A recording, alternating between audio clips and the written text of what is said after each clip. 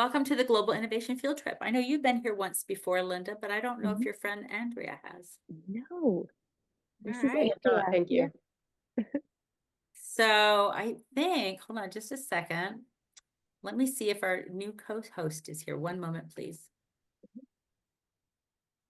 This will be her first time co-hosting, so we can't forget to move her up. Oh, here she comes. That's not really her name, though.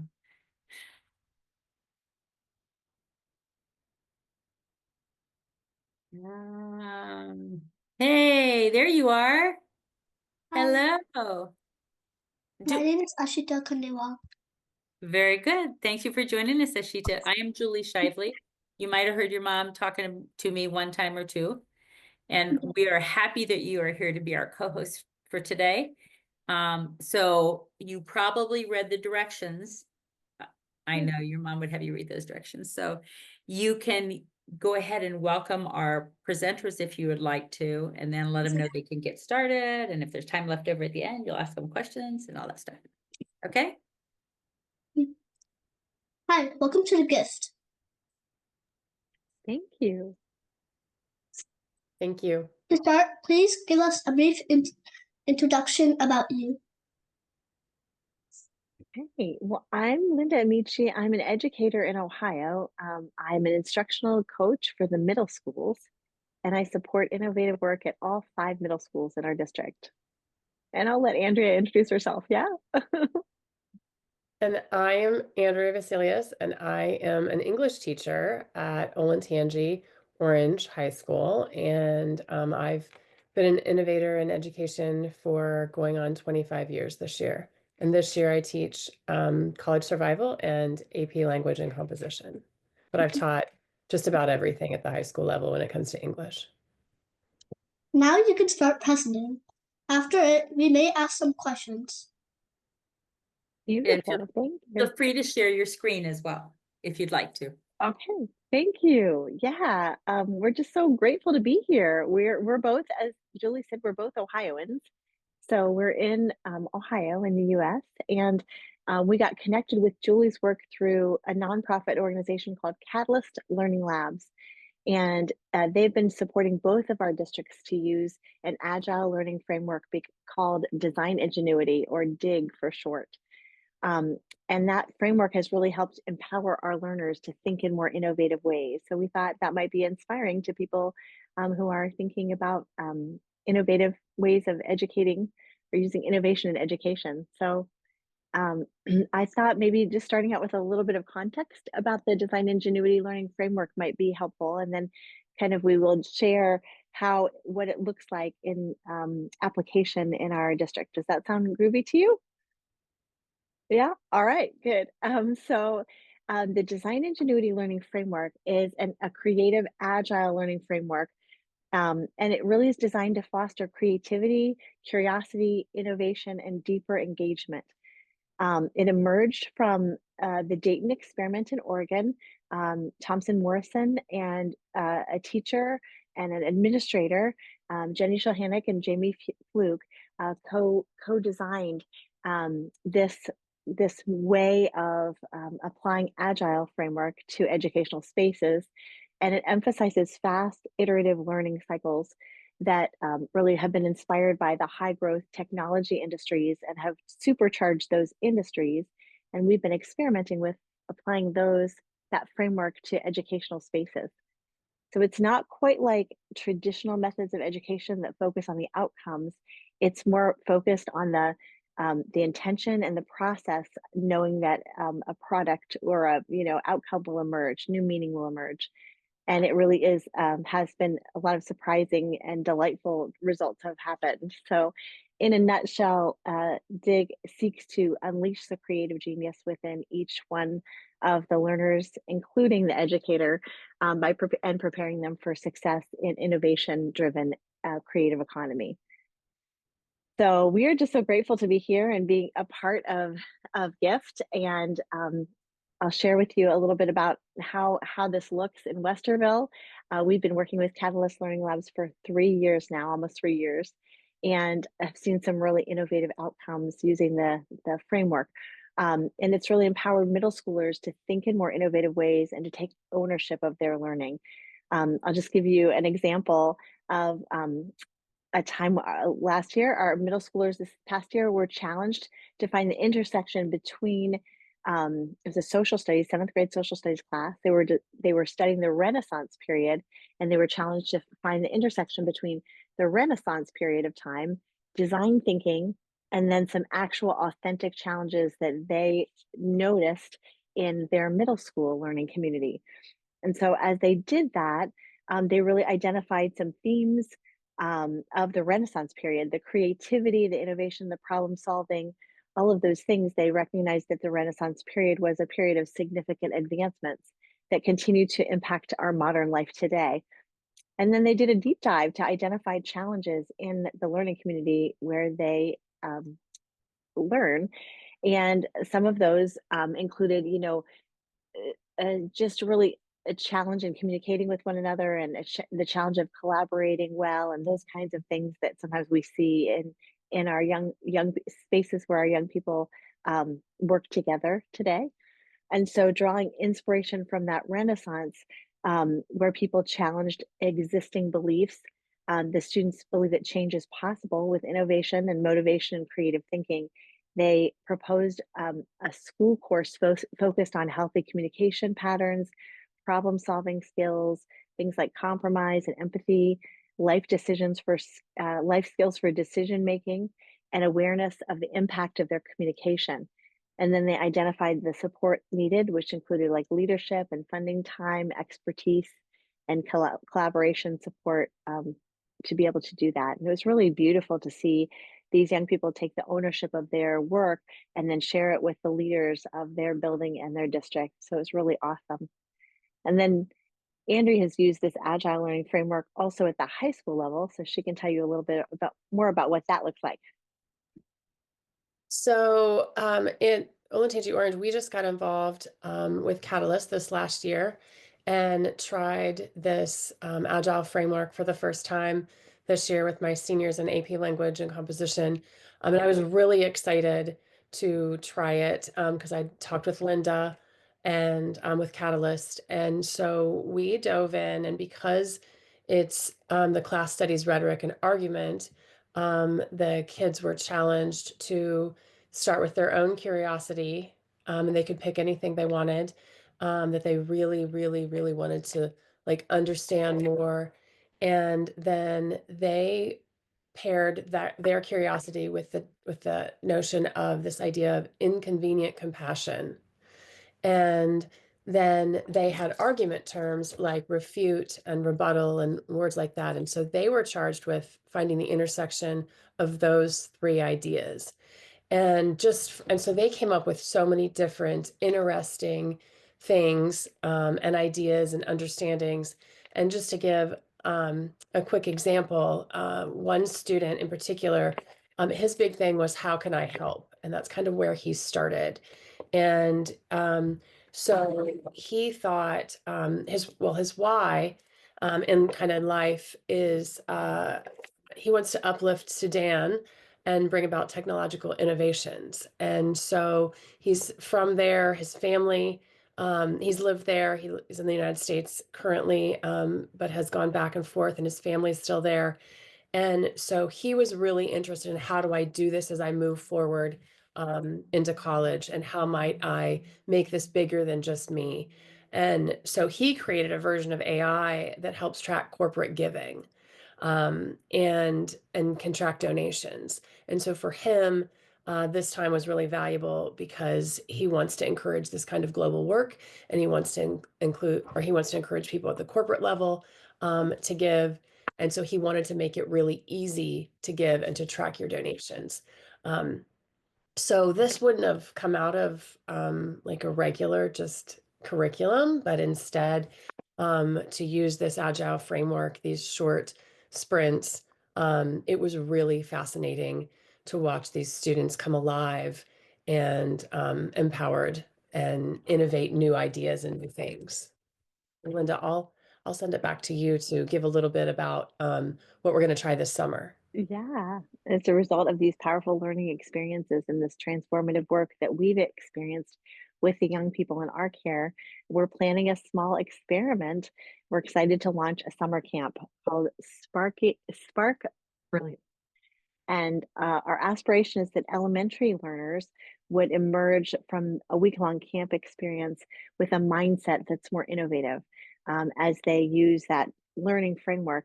Um, at a camp that will take place really close to our community named Westerville, um, at a space that's been provided by a gracious donation by a local Rotarian. And during that week, the campers will tackle kind of the challenge of figuring out how um, a voiced community need or an opportunity for growth connects with the connected community kind of aspiration that we all have, and then how that can connect with design thinking and how they can then be empowered to apply their unique brilliance to design design for change, really. So super excited to see how they unleash their creativity through art, in nature, and really empower them then to tell powerful stories with the support of older young people, middle schoolers and high schoolers who will be their near and far mentors, and then discover in the process their unique brilliance. So we can't wait to see what they'll do. And so that's our aspiration. We're going to try something new because we're excited about this, and we can't wait until next school year. We have to do something in between. So we don't know if you have any questions about any of that, but we're open to those.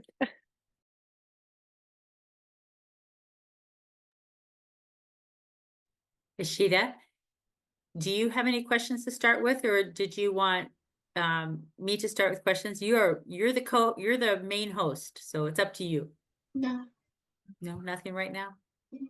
Too bad you weren't living out here. You're all the way over in California, or you could go to their camp this summer. You'd probably really like it.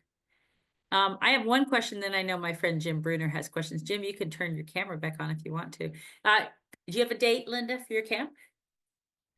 Um, we're tentatively planning for July 21st, the week of July 21st.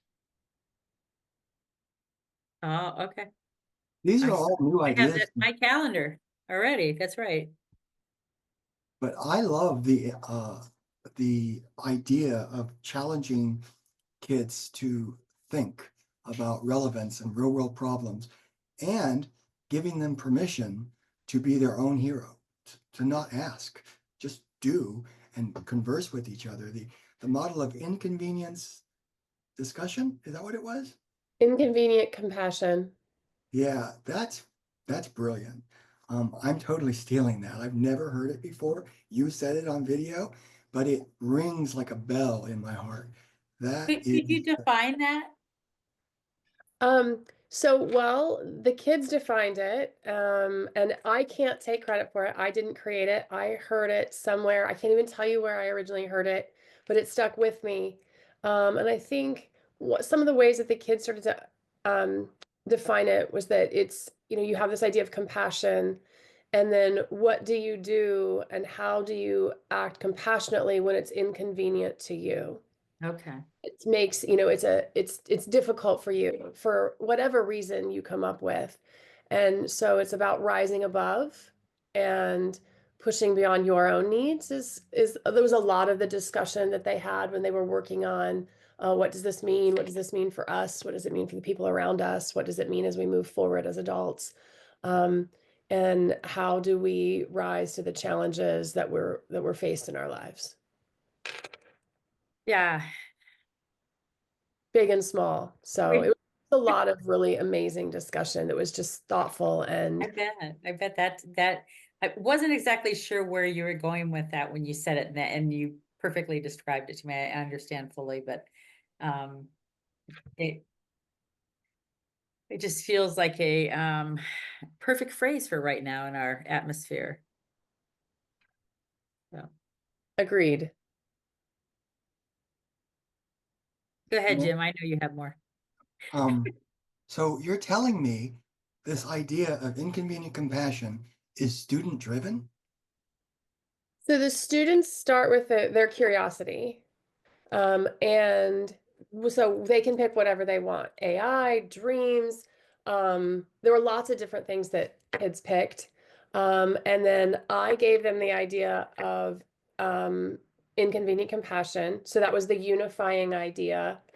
And then they started in groups of 7, and they each had a different what's called scrambler, and that was the connection to the curriculum. So you might have like dreams, inconvenient compassion, and say refute. And those are your 3 ideas that have, on the onset, maybe nothing to do with each other.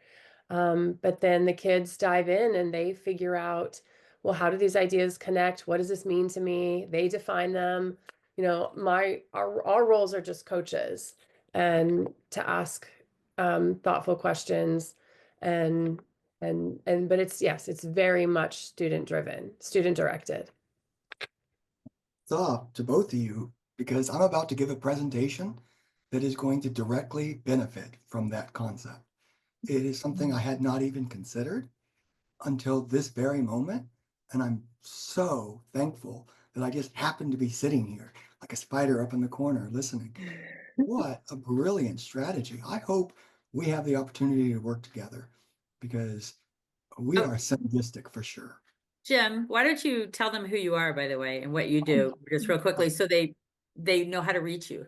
Yeah, I'm Jim Bruner. Hello. I live in Columbus, Ohio. I live in downtown Columbus, Ohio, where I have a 21st century urban farm. It is basically an Amish farm, all traditional agriculture, animals, technology, and ways of doing things that I also merged with dynamic applied STEM principles. So everything that can be automated is. All energy comes from solar, they come from gravity batteries, or from wind traffic from Broad Street, which is where I live. So as buses and Amazon trucks go by, they power all of my systems. And I run camps and workshops for middle school kids to help them understand career pathways and relating to food, which is how we all relate to each other eventually. And regardless of their socioeconomic status, they all benefit from what you just brilliantly described as inconvenient compassion, because there have literally been cultural issues where suburban kids do not understand urban kid issues. And this is such a brilliant and elegant way of making what I do with technology and food so much more vivid and real.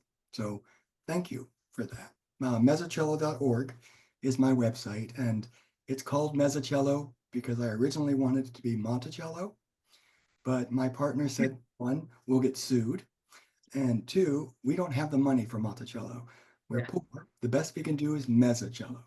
And I love I put his URL in the chat for you Oh, guys, thank but you. since you guys are so close in proximity, if you have some things that you want to collaborate on, it's much This is easier. one of the greatest gifts of the Global Innovation Field Trip. You're right in my backyard, a world-changing idea that I just happened to hear, and I love it. And I appreciate you very much for sharing it. Oh, Thank So, beautiful. Thank you. I um, remember Jim from the last time when we presented with the Future City team, that he to one draw of the the through. hosts, or was he's always I a presenter, don't know. he's always a host. Maybe perhaps then. But I remember when we presented with the Future City team, the through line is that this framework undergirded their work as they have designed a city of the future with a community in the Kenya-Tanzania border area who was struggling with sustainable water source. And they did magnificent work. And now they're working with the Rotaries in both Kenya as well as in Westerville to actually bring that project to fruition and to get the water um, situation under control. And it's been a really amazing thing. As part of that work, they did some study with Echo. Have you heard of Echo Global? I think it's called Echo Global. Jim, you might be interested in that. There are a few different locations, but they do a lot with technology, adaptable, appropriate technology. How amazing that you're right there in the back in our backyard, perhaps, You may and have if you, met him long ago too, if either of you had attended any of your school's invention conventions. He's a longtime judge. So that it was Okay, always yeah. the guy with the fedora on. That's how I remembered him the first few years. And then he eventually was the board president of the Ohio Invention League. So, which is what they renamed it. So any party words before you go, gals, because I know that we have a new presenter coming up here in just a second, even though he's sitting in the middle of the screen right now. I think just if you want to know more information or how to access this work, Thank you. catalystlearninglabs.org would be where you would go to find more information about the support that we've really found to be beneficial to empower us with this great work. So yeah, Linda, thank you could so you do much me for a the solid opportunity. favor and type Sure, that into the chat? sure, will Right. do. Thank you very Thank much, you. Linda and Andrea both. Thank you very much.